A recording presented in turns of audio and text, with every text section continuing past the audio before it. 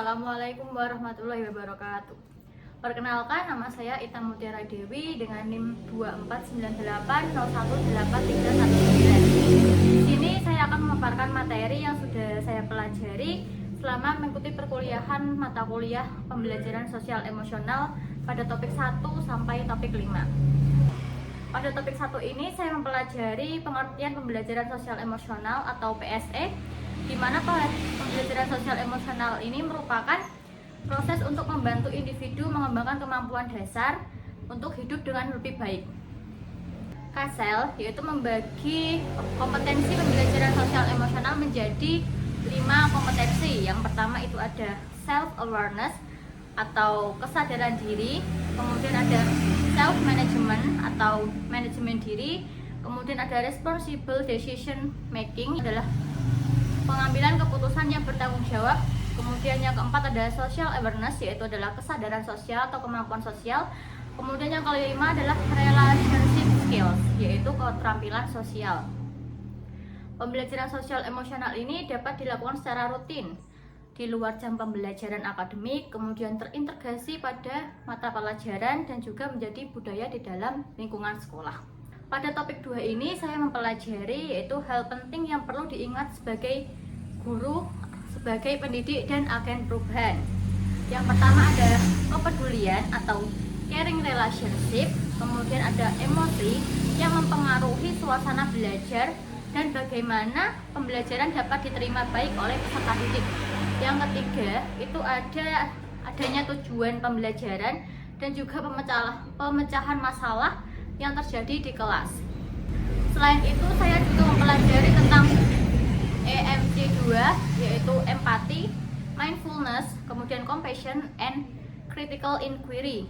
Topik ketiga yaitu ada experiential learning, di mana experiential learning ini adalah proses yang melibatkan konstruksi pengetahuan, di mana seorang guru itu harus sebagai agen yang kreatif dan juga harus bisa mendorong kreativitas peserta didik.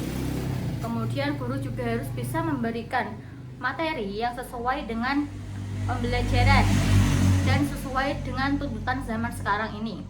Pada proses experiential learning ini ada 4 siklus, di mana ada experiencing atau mengalami, kemudian ada reflecting atau refleksi diri, dan ada thinking yaitu berpikir, dan juga acting yaitu melakukan.